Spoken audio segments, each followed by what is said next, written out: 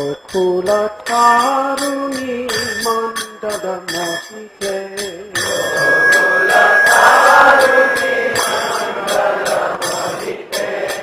Gokula Taruni Mandala Mohite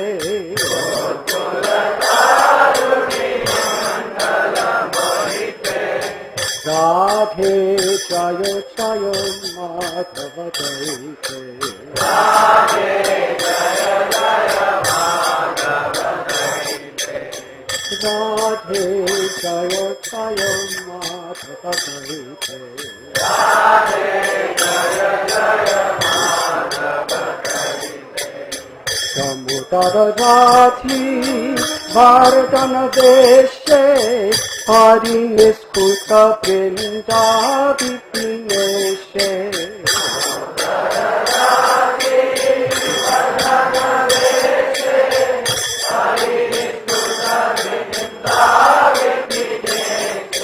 Damodara Rathi Vardhana Deshe Hari Niskuta Vrinda Vipineshe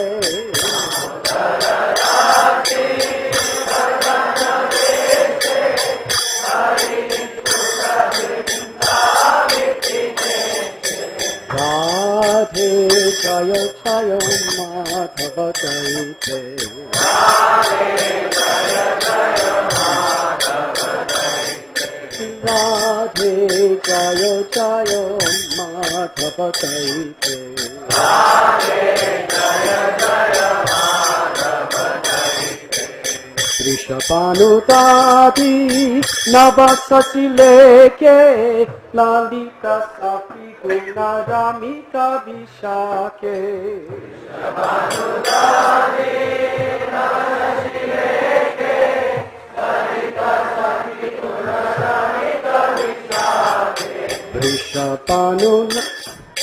Vrishabhanutadi Navasasi Leke Lalita Sapi Guna Ramita Vishake Vrishabhanutadi Navasasi Leke Lalita Sapi Guna Ramita Vishake Radhe Jaya Jaya Madhava Daite Radhe Jaya Jaya Madhava Daite Radhe Jaya Jaya Madhava Daite Radhe Jaya Jaya Madhava Daite Karunam Kuru Mai Karuna Varite Sanaka Sanatana Parita Charite Karunam Kuru Mai Karuna Varite Sanaka Sanatana Parita Charite Karunam Kuru Mai Karuna Varite Sanaka Sanatana Parita Charite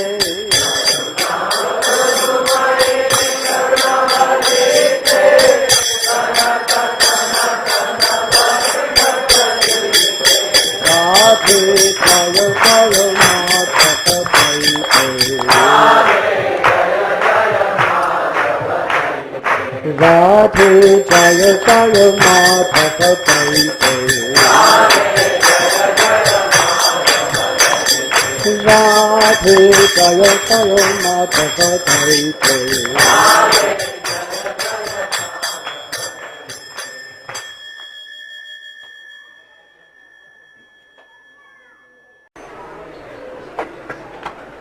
By the causeless mercy of our beloved Gurudev, Srila A.C. Bhaktivedanta Swami Prabhupada, and our merciful Acharyas, we have received an inconceivable form of causeless mercy. We have been allowed entrance into the eternal home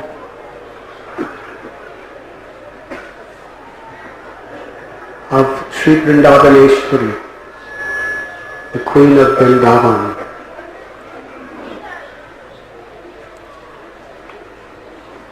The supreme reservoir of all compassion, Srimati Radharani. In the age of Kali, one of the great misfortunes that people suffer is that they do not understand what is truly of value. In fact, in Kali Yuga, what is utterly unimportant, we consider of great value.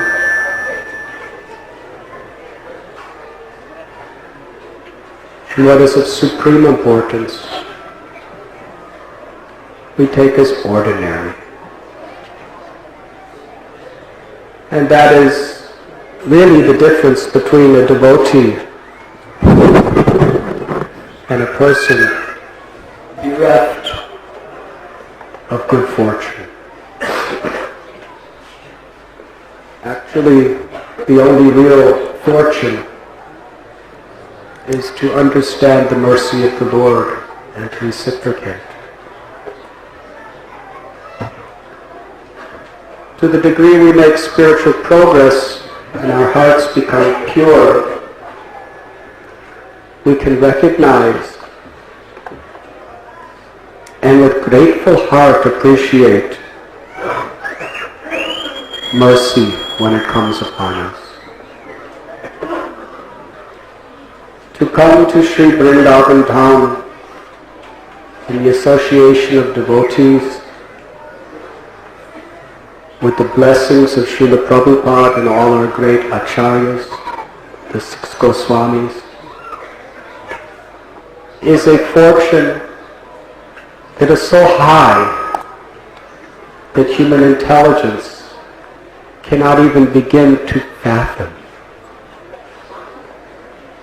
its significance.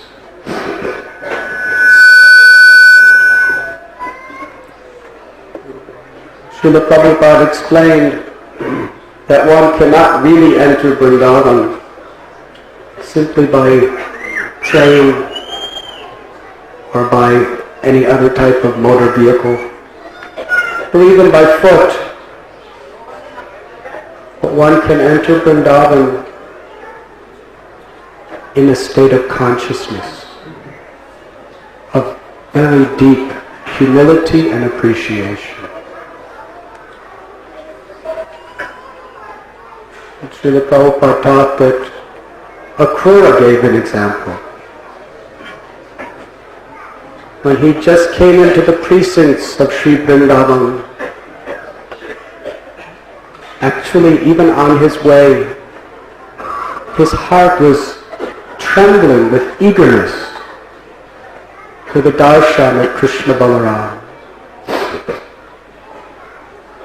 His mind was immersed intensely in that eagerness, remembering the Lord's names, remembering the Lord's pastimes, and especially hoping for the Lord's mercy. In this way, by the time he actually came to the precinct of Vrindavan,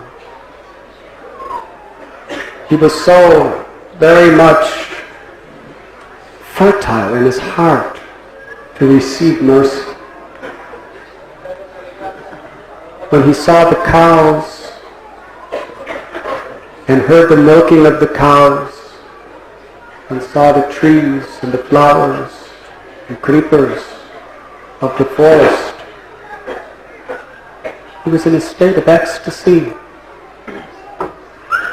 And when he saw the lotus footprints of Lord Shri Krishna in the soft sands, he literally fell from his magnificent chariot and rolled in the dust, weeping tears of grateful joy.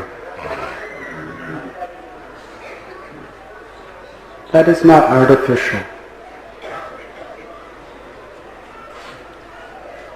We have come to Barsana, the place where the Supreme Goddess of Fortune, Srimati Radharani, resides eternally and performs innumerable pastimes with Lord Shri Krishna and her Sakis, Gopis, Gopas. It is not an ordinary fortune. So let us really pray earnestly that we can gain an appreciation and gratitude. Because when we are truly grateful, when we receive mercy, then Krishna reciprocates and showers more and more and more and more mercy. But if we take it to be ordinary, if we become neglectful, or even complain because the mercy is not what we expect, or not what pleases our senses or mind, then Krishna reciprocates with that and withholds our ability to even understand the fortune we're given. So Srila Prabhupada explained to us that an essential qualification to be Krishna conscious is our sincerity. Sincerity can be understood as something very real. The cultivation of the desire for the proper desire without superficiality, without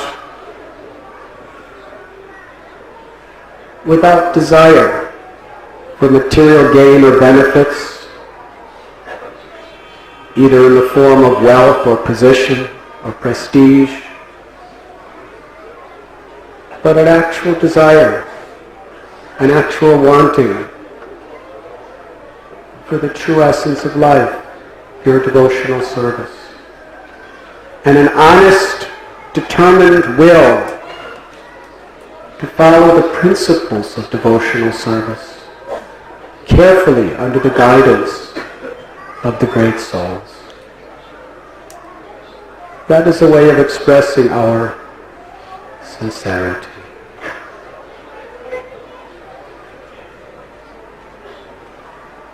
What is valuable in this world? Is it wealth? Is it power? Is it prestige?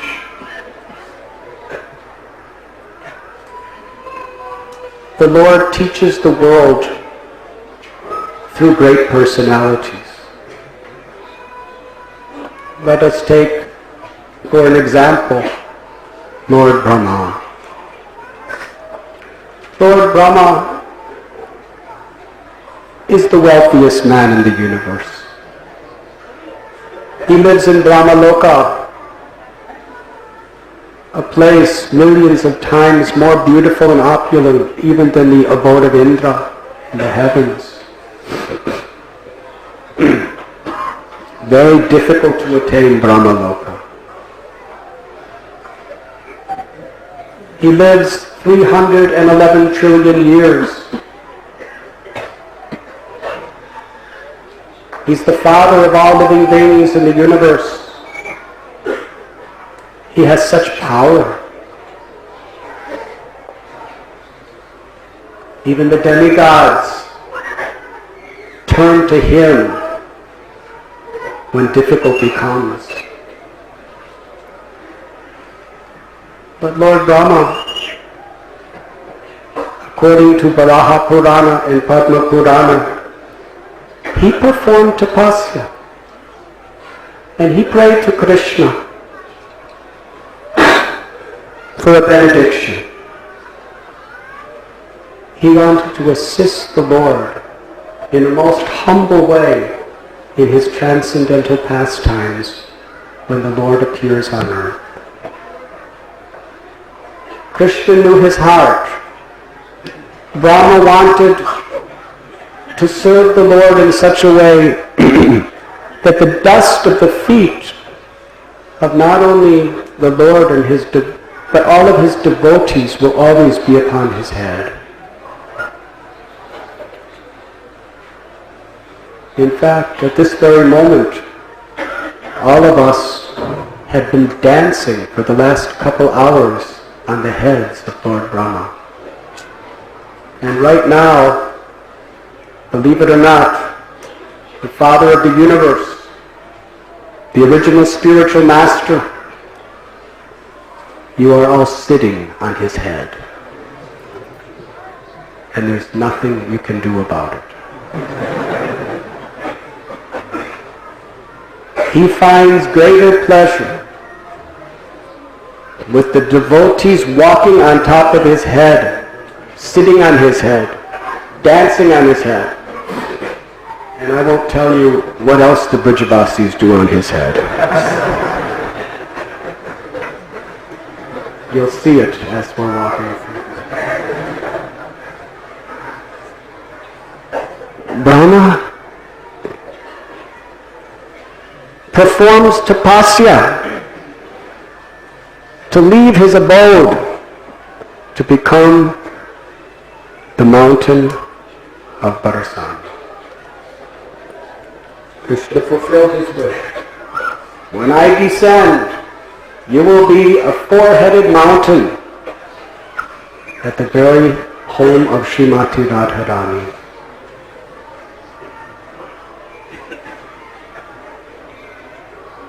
So this is something that is really valuable.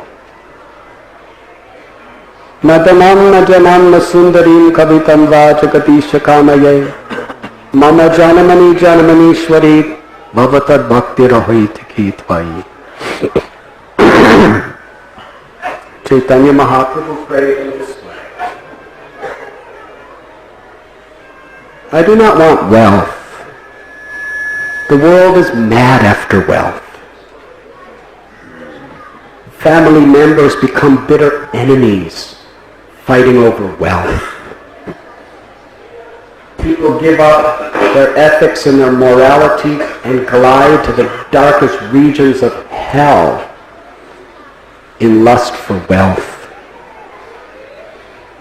People live lives where they have to live in crazy places that they hate, work with horrible people that they can't tolerate, out of the necessity for wealth. Mahaprabhu says, I do not want wealth. I do not want the association of beautiful women, which means the opposite sex. I do not want prestige. Bhakti Siddhanta Saraswati Thakur called prestige the stool of a lowly boar. But yet, due to our conditioning, like hogs, we are so hungry for that stool of being honored, of having a high position, of being respected. Mahaprabhu says, I don't want that stool. Prestige. And I don't want to be known as a kavita, as a great poet, a scholar. Previously, as Nimai Pandit, he happened to be the greatest scholar in the universe. Yes? Who is one of the... Brihaspati is the guru of the demigods. Would anyone on earth be a better scholar than him? But Sri Chaitanya Mahaprabhu, he totally defeated the incarnation of Brihaspati, who was Sarvabhauma Bhattacharya. But Lord Chaitanya did not want that distinction. I don't want this. I don't even want liberation. Liberation means freedom from suffering. Can anyone here honestly say that I do not want liberation from suffering? Adhyatmika, adhidaivaka, adhibhotika. Miserable diseases, old age, the sufferings of dying, the sufferings of broken heart, the sufferings of poverty, the sufferings of being cheated and being betrayed. Innumerable sufferings. Actually, most of the world's expenditures are for the purpose of trying to prevent and alleviate suffering or potential sufferings. Yeah? For ourselves and others. Mahaprabhu said, I don't want liberation from suffering. I only want one thing. Causeless, unconditional, devotional service to you, birth after birth after birth. That benediction is truly valuable. Rup Sanatan Radhanath Das Goswamis, they gave up all the fortunes and opulences of the world to sleep in the dust of Braj in the hot summers and cold winters. Under trees. They were intelligent. They gave up their magnificent palaces in Ramkeli and all the comforts. And they understood that every single tree of Vrindavan is billions and trillions of times more opulent than their palaces. In fact, all the wealth of all the heavenly worlds of this world and all the opulences of Vaikuntha do not equal in value one particle of dust in Sri Braj Dham. And yet, we have this dust in our hair, we have this dust in our lungs, this dust is flying everywhere around us today, and we don't even notice it. We don't even recognize its value. Lord Brahma, he gave up his abode. Rupa and Sanatan gave up their abodes to take the humblest position in Sri Vrindavan Dham. Uddhava prayed to leave his most magnificent service as Krishna's best friend in Dwarka to become a small clump of grass, a creeper, on the ground where the maidservants of gopis may step on his head. This is the rareness and greatness of devotional service. And why is devotional service so rare and so precious?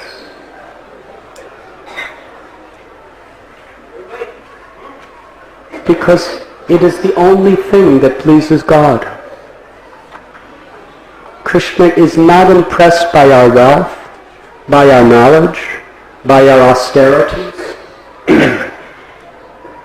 is only impressed by our humility and our devotion.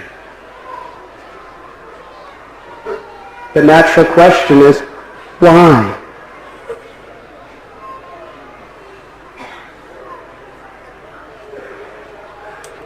That most secret of all mysteries is revealed through Guru, Sadhu and Shastra. Because the reservoir of all bhakti is Srimati Radharani. The Hladini Shakti, the pleasure potency of Lord Shri Krishna.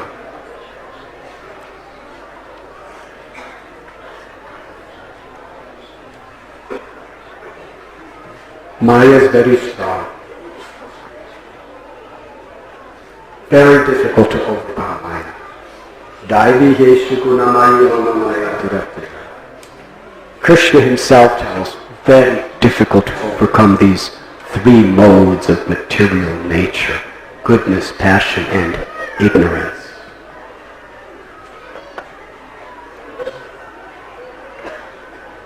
Vishwamitra Muni, through his tapasya, he attained such immense state of liberation. Just thinking about and talking about the tapasya of Vishwamitra Muni is inconceivable.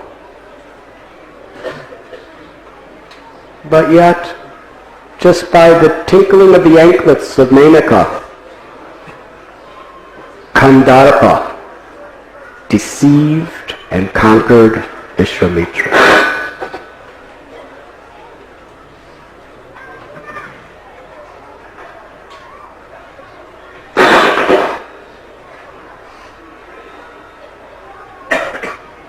Krishna tells in Gita that one can only overcome the three modes of material nature by taking shelter of him.